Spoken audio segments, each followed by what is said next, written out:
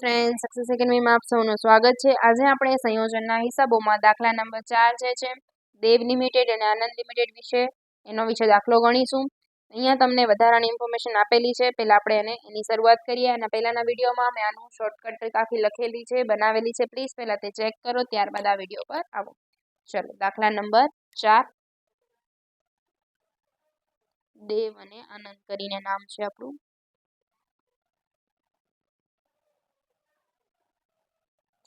Clear છે? તમને આમાં હવે કઈ મેથડ છે પેલા આપણે નક્કી કરવું પડશે। ખરીદ સ્વરૂપનું છે, પણ ખરીદ સ્વરૂપમાં આપણે જોઈ ગયા હતા બે મેથડ હતી, એક હતી અવેજ પદ્ધતિ, એક હતી ચોખ્ખી મિલકત પદ્ધતિ। ચલો ચેક કરીએ। સંયોજનના હેતુ માટે 10 રૂપિયાનો કે 1,25,000 equity share Devanand company limited સ્થાપના કરવામાં આવી। બંને કંપનીનો સમગ્ર ધંધો દેવ કંપનીના રોકાણો અને આનંદ કંપનીના બેંક ઓવરડ્રાફ્ટ સિવાય ખરીદી લીધો। શું કીધું છે તમને? દેવ કંપનીના રોકાણો નથી લેવાના અને આનંદ કંપનીનો બેંક ઓવરડ્રાફ્ટ। ચલો ટીક કરી નાખીએ આપણે આમાં। દેવ કંપનીના રોકાણો આ નથી લેવાના આપણે, અને આનંદ કંપનીનું શું નથી લેવાનું? Bank overdraft. ચલો આનંદ કંપનીનો બેંક ઓવરડ્રાફ્ટ આવી ગયો, આ આનંદ માટે નથી લેવાનો અને આ દેવ માટે નથી। ક્લિયર? ચલો ત્યારબાદ કંપની બધો ધંધો 10 લાખમાં ખરીદી લીધો। કંપની ધંધાની ખરીદ કિંમત એટલી નક્કી થઈ કે જેથી ધંધાની ખરીદ કિંમત 1 લાખ પાઘડી ચૂકવવી। હવે આ કોનું આપેલું છે તમને? દેવનું। પાઘડી આપવી પડે, હવે જ્યારે ખબર છે પાઘડી આપેલી હોય તો કઈ મેથડ થાય છે આપણી? ચોખ્ખી મિલકત પદ્ધતિ થાય છે। ચલો લખતા જઈએ અને કરતા જઈએ। પહેલે કોની ઇન્ફોર્મેશન કરીએ છીએ આપણે? દેવ લિમિટેડ માટે। દેવ લિમિટેડ કઈ મેથડ આવે છે આમાં? ચોખ્ખી મિલકત પદ્ધતિ। ચોખ્ખી મિલકત પદ્ધતિ, ચોખ્ખી મિલકત પદ્ધતિ। ક્લિયર? ચલો ચોખ્ખી મિલકત પદ્ધતિનું સૂત્ર પહેલા આપણે મિલકતો લખી નાખીએ। સ્ટેપ 1 જે છે આપણો ચોખ્ખી મિલકત પદ્ધતિ શોધવાનો, એના માટે ચોખ્ખી મિલકત જ આપણે શોધવાની હોય છે। ચલો મિલકતો કઈ કઈ કીધી છે ઇન્ફોર્મેશન વધારાની જોઈ લઈએ। 40,000 ને 8,000 રોકડા છે, બાકીના 12% પ્રીમિયમ છે, વિસર્જન ખર્ચ આપેલો છે, સ્થાપના ખર્ચ આપેલો છે અને 25% બહાર પાડેલા છે આપેલી છે। મૂડી અનામતનો ઉપયોગ પાઘડી માટે કરવાનો છે। ચલો લઈ લઈએ મિલકતો કઈ કઈ વસ્તુ આવશે। જમીન મકાન 4 લાખ, જમીન મકાન 4 લાખ, પછી યંત્રો 3 લાખ, રોકાણો આપણને લેવાની ના પાડી છે એટલે કોણ આવશે એના પછી? નન્નું ખાતું પણ આપણે લેતા નથી। સ્ટોક કેટલો છે? 80,000। દેવાદાર 1,20,000। ત્યારબાદ બેંક સિલક અને રોકડ 75,000 અને 25,000। ચલો ને પાઘડી જે તમને આપેલી છે કેટલી આપેલી હતી? 1 લાખ લખી નાખીએ। ચલો ટોટલ મારી દઈએ। 4 lakh plus 3 lakh plus 80,000 plus 1,20,000 plus 75,000 plus 25,000 અને પ્લસ 1 લાખ કેટલી આવશે? 11 લાખ। ચલો દેવામાં કોણ કોણ આવશે આપણા? ડિબેન્ચર છે, ડિબેન્ચર માટે પણ કાંઈ આપણને ઇન્ફોર્મેશન આમાં આપી નથી, તો જે આપેલા છે આપણે લઈ લઈએ। 2 લાખ ડિબેન્ચર, 2 લાખ લેણદાર 2,76,000, લેણદાર 2,76,000। ડિબેન્ચરનું વ્યાજ 24,000, ડિબેન્ચર વ્યાજ 24,000। ચલો આના સિવાય કોઈ આપણને આપેલું નથી, પ્લસ કરી નાખીએ। 2 લાખ 2,76,000 અને 24,000 કેટલા આવશે? 5 લાખ। ચલો તો ચોખ્ખી મિલકત કેટલી આવશે? ચોખ્ખી મિલકત 11 લાખ માઇનસ 5 લાખ એટલે કેટલા આવશે? 6 લાખ। હવે એક મેથડ આમાં ધ્યાન રાખજો, ચોખ્ખી મિલકતની પદ્ધતિ હોય તો એમાં ચોખ્ખી મિલકત અને ખરીદ કિંમત બંને સેમ જ।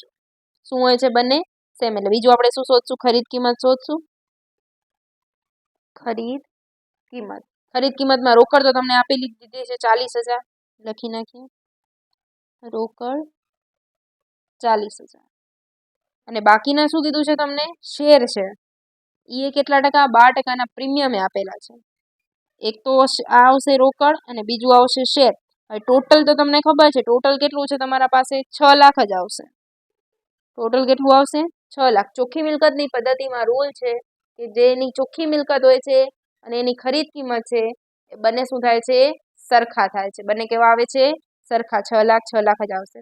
તો 6 લાખમાંથી 40,000 માઇનસ કરી નાખીએ એટલે કેટલા આવશે? 5,60,000. કેટલું આવશે? 5,60,000. આ શેર હશે. શેર એ પ્રીમિયમથી બી છે એટલે આપણે શેર મૂડી પણ લખવી પડશે અને પ્રીમિયમ પણ લખવું પડશે. તો શેર કેટલા છે તો ખબર નથી, તો 10 ગુણ્યા અને અહીંયા 10 ના કેટલા? 12% કીધા છે, તો 10 ગુણ્યા 12% એટલે 1.2 એના પણ ગુણ્યા. હવે કેટલા આવશે તો ખબર? તો 10 પ્લસ 1.2 એટલે કેટલા આવશે? 11.2 આવે. તો અહીંયા 5,60,000 ગણતરી નીચે બતાવી દઉં છું ભાગ્યા 11.2 બંનેનો ટોટલ 10 પ્લસ 1.2 5,60,000 ભાગ્યા 11.2 એટલે કેટલા આવશે? 50,000. આ થશે તમારા શેરની સંખ્યા. અહીંયા લખી નાખું 50,000 50,000. તો જોઈ લો 50,000 ગુણ્યા 10 એટલે 5 લાખ અને 50,000 ગુણ્યા 1.2 એટલે 60,000. એટલે ટોટલ મળી ગયું તમને 5,60,000. ક્લિયર છે? આ શોધવું જરૂરી છે. આથી તમે મિલકત શોધી, આથી તમે ખરીદ કિંમત શોધી. આ કઈ મેથડ હતી? ચોખ્ખી મિલકતની પદ્ધતિ. તો બીજાની પાઘડી તમને આપી નથી દીધેલી, તો આ કઈ મેથડ થશે તમારી? અવેજ પદ્ધતિ. ચલો હવે આનંદનું કરી નાખીએ.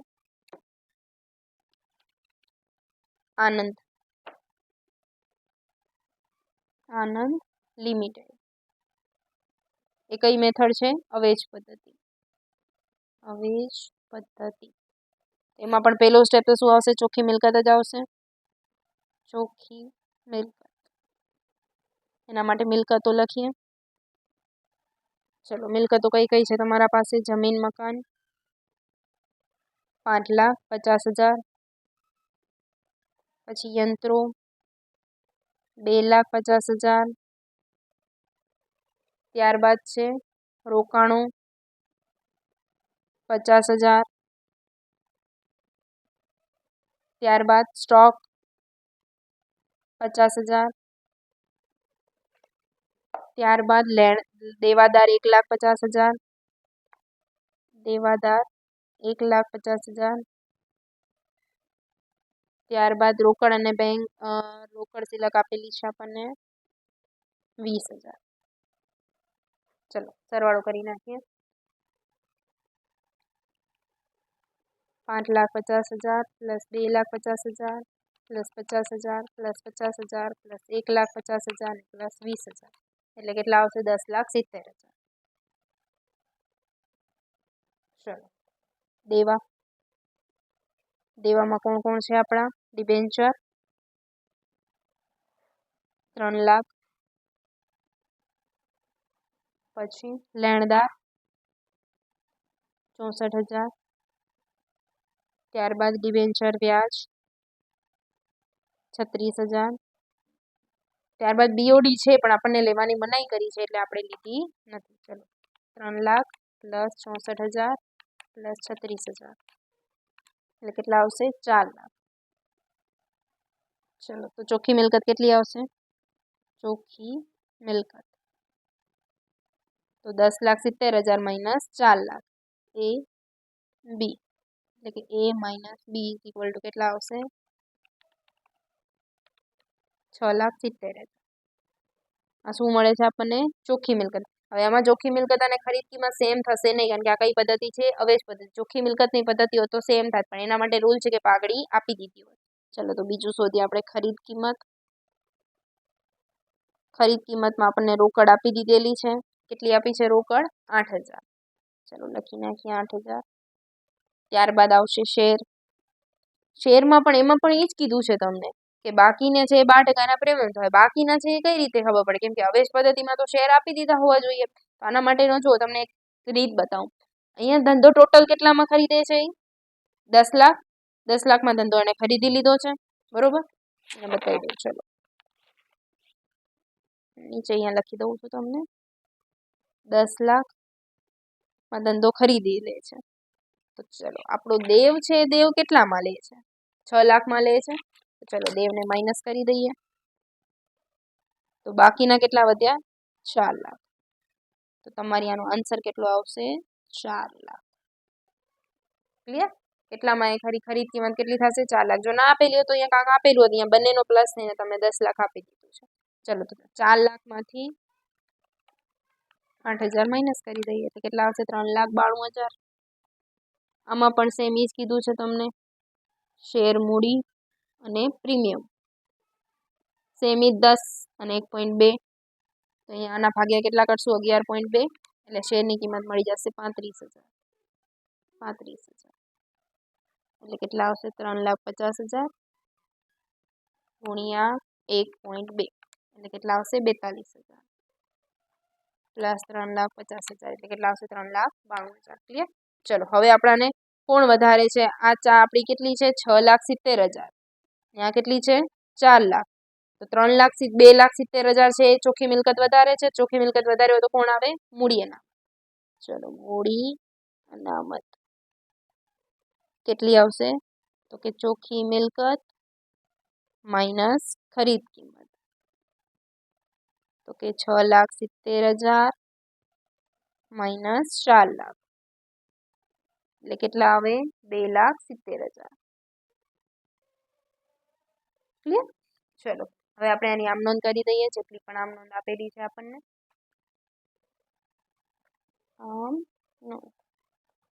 ચલો સૌથી પહેલી જેટલી મિલકતો છે એટલી ઉધાર. કઈ કઈ મિલકત હતી? જમીન મકાન ખાતે ઉધાર, ત્યારબાદ યંત્રો ખાતે ઉધાર, સ્ટોક ખાતે ઉધાર, દેવાદાર ખાતે ઉધાર, બેંક અને રોકડ ખાતે ઉધાર. અને એક આવશે આપણે જે પાઘડી શોધી, પાઘડી ખાતે ઉધાર. તે કોણ કોણ હતું? ડિબેન્ચર, તે લેણદાર, તે ડિબેન્ચરનું વ્યાજ અને તે દેવના લિક્વિડેટર ખાતે. ક્લિયર? ચલો એની બીજી અમાઉન્ટ પછી ખવડાવું છું. તો કે દેવના લિક્વિડેટર ખાતે ઉધાર, તે રોકડ, તે શેર મૂડી અને તે પ્રીમિયમ. ચલો ત્રીજી આના માટેની આવશે આપણી જે જમીન મકાન ખાતે ઉધાર. હું આમાં ડાયરેક્ટ જ એક જ ભેગી લખી નાખું છું, મિલકતો ખાતે ઉધાર. તમે આખું ડિટેલ્સમાં લખી નાખજો. મિલકતો ખાતે ઉધાર, તે દેવા ખાતે, તે મૂડી અનામત ખાતે, કેમ કે આમાં મૂડી અનામત આવ્યું હતું, અને તે આના લિક્વિડેટર ખાતે. આનંદ. ચલો અમાઉન્ટ નાખી દઈએ. 4 લાખ, 3,80,000, 4 લાખ, 3,80,000, 1,20,000, ત્યારબાદ છે 75,000, 25,000 અને 1 લાખ. ચલો ત્યારબાદ ડિબેન્ચરના છે 2 લાખ, 2,76,000, 24,000 અને એની ખરીદ કિંમત કેટલી આવી હતી? 6 લાખ. આનું ટોટલ કરશો તો તમને સેમ જ મળશે. અહીંયા પણ આવશે 6 લાખ, રોકડ હતી એની 40,000, 5 લાખ અને 60,000. ચલો મિલકતો ટોટલ હતી 10,70,000, દેવા હતા 4 લાખ, મૂડી અનામત આવી આપણી 270 અને આનંદ લિમિટેડનું આવ્યું હતું 4 લાખ. તમે ટોટલ કરો 4 લાખ ને 4 લાખ 8 લાખ ને 2 લાખ 10 લાખ 10,70,000 સેમ મળી જાય છે. ક્લિયર? ચલો હવે આની ચોથી, આનંદના લિક્વિડેટર ખાતે, તે રોકડ, તે શેર મૂડી, તે પ્રીમિયમ. કેટલું હતું અહીંયા આપણું? 4 લાખ. પછી 8,000. શેર મૂડી આપણી આવી 3,50,000 અને 42,000. ક્લિયર? ચલો હવે 5મા નંબરની અમાઉન્ટ કઈ આવશે? તો કે તમે વિસર્જન ખર્ચ કર્યો તો 3,000 ને 2,000 5,000. એટલે પાઘડી ખાતે ઉધાર, તે રોકડ બેંક ખાતે 5,000 5,000. ચલો ત્યારબાદ તમે બીજો સ્થાપના ખર્ચ પણ કરેલો છે 15,000. એટલે છઠ્ઠી આમ નોંધ. સ્થાપના એટલે એના પર પાઘડી જ કરી નાખો. પાઘડી ખાતે ઉધાર, તે રોકડ બેંક ખાતે 15,000 15,000. અને 7મા નંબરની જે તમારા નવા શેર હોય છે એની. ચલો નવા શેર તમને કેટલા કીધા છે? 25% બહાર પાડ્યા છે. 12%ના પ્રીમિયમ કીધું છે તમને. તો ચલો શેર કેટલા છે પહેલા જોઈ લઈએ. શેર કુલ ચલો અહીંયા 1,25,000 આપી દીધું છે ટોટલ. એમાંથી માઇનસ શેર કરી નાખીએ દેવ અને આનંદના. દેવના કેટલા શેર હતા? 50,000. અને આનંદના કેટલા આવ્યા છે? 35,000. ચલો 1,25,000 માઇનસ 50,000 માઇનસ 35,000 એટલે કેટલા આવશે? 40,000. એનામાંથી પણ કેટલા ટકા બહાર પાડે છે? 25%. ચલો 40,000ના 25% એટલે 10,000. શેર મૂડી કેટલાની આવશે? 10,000 ગુણ્યા 10 એટલે 1 લાખ. અને પ્રીમિયમ તો કે 10,000 ગુણ્યા 1.2 એટલે 12,000.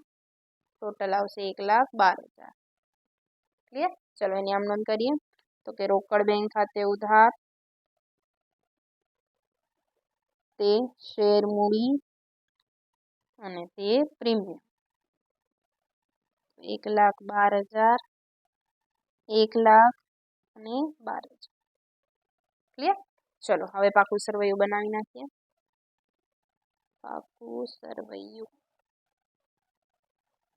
ચલો પેલા આવશે દેવા. દેવામાં કોણ આવે? ઇક્વિટી. ઇક્વિટી કઈ લેવાની? જે બે નવી આવી છે એ. આની આવી હતી 5 લાખ અને આની આવી 3,50,000. 5 લાખ પ્લસ 3,50,000 એટલે કેટલી આવશે? 8,50,000. ત્યારબાદ પ્રીમિયમ એક હજી આમાં પ્લસ 1 લાખ થશે કેમ કે આપણે જે હમણાં નવા બહાર પડ્યા એટલે અહીંયા 9,50 થઈ જશે. હમણાં જે નવા બહાર પડ્યા હતા ને આપણે એના માટે થઈને. ત્યારબાદ પ્રીમિયમ આનું કેટલું હતું આપણું? 60,000. આનું આવ્યું હતું 42,000. એટલે કે 60,000 પ્લસ 42,000 ને પ્લસ નવું બહાર પાડેલું હતું 12,000. એટલે કેટલા થશે? 60,000 પ્લસ 42,000 પ્લસ 12,000 કેટલા આવશે? 1,14,000. ક્લિયર? ચલો ત્યારબાદ કોણ છે? પ્રીમિયમ થઈ ગયું આપણું. ત્યારબાદ છે ડિબેન્ચર. ડિબેન્ચર તો અહીંયાથી આપણે લખતા જઈએ. ચલો ડિબેન્ચર કેટલા છે? 2 લાખ ને 3 લાખ એટલે 5 લાખ. તમે અંદર દર્શાવી દેજો. લેણદાર 276 અને 64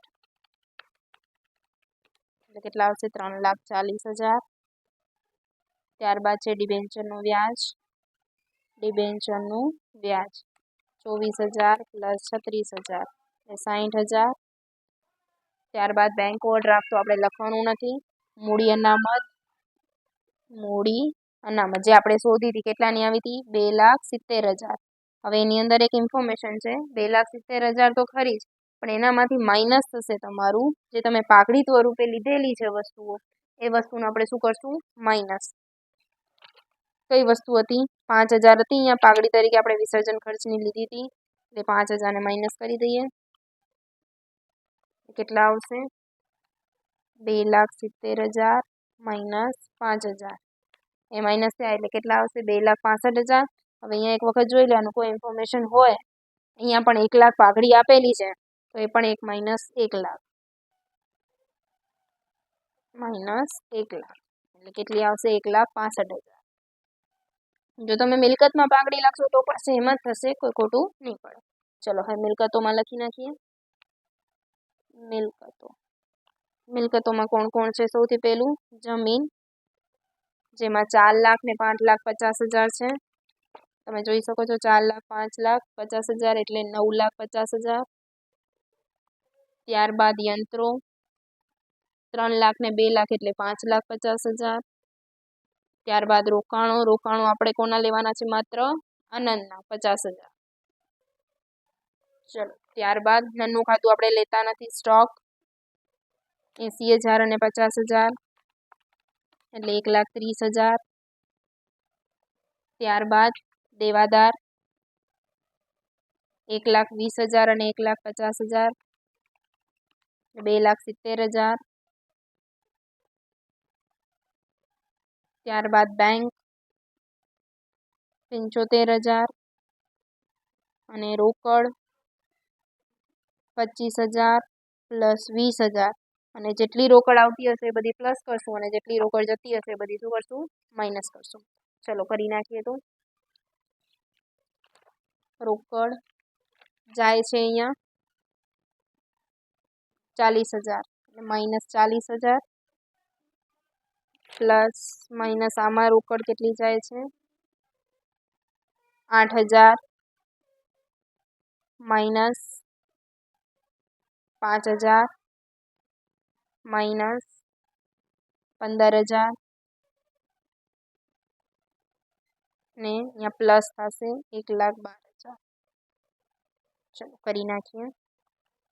25,000 plus 20,000 minus 40,000 minus 5,000 minus 5,000 minus 15,000 ને પ્લસ 1,12,000 એટલે કેટલા આવશે? 92,000. બીજી કોઈ ઇન્ફોર્મેશન રોકડની ક્યાંય હોય તો આપણે એક વખત ચેક કરી લઈએ.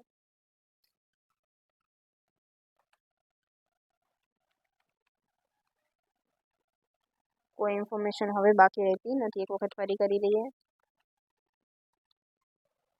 ફરીથી એક વખત કરી નાખીએ. 25,000 plus 20,000 minus 40,000 minus 8,000 minus 5,000 minus 15,000 ને પ્લસ 1,12,000 89,000 આવશે. 89,000 અને પુનઃસ્થાપનાનો જે ખર્ચો હતો એ પુનઃસ્થાપના ખર્ચ કેટલો હતો? 15,000. ચલો ટોટલ મારી દઈએ. 9,50,000 plus 1,14,000 plus 5 lakh plus 3,40,000 plus 60,000 plus 1,65,000 એટલે આવશે 21,29,000. ચલો આ 15,000 ને અહીંયાથી બી તમે માઇનસ કરો તો પણ આન્સર સેમ જ થશે. 9,50,000 plus 5,50,000 plus 50,000 plus 1,30,000 plus 2,70,000 plus 75,000 plus 89,000 plus 15,000 21,29,000. Clear? આખો દાખલો તમે જોઈ શકો છો. ક્યાંય બી ડાઉટ લાગે તો તમે ઇન્સ્ટાગ્રામમાં મેસેજ કરી શકો. નેક્સ્ટ લેક્ચરમાં આપણે પછીના દાખલા વિશે માહિતી મેળવશું. Thank you friends.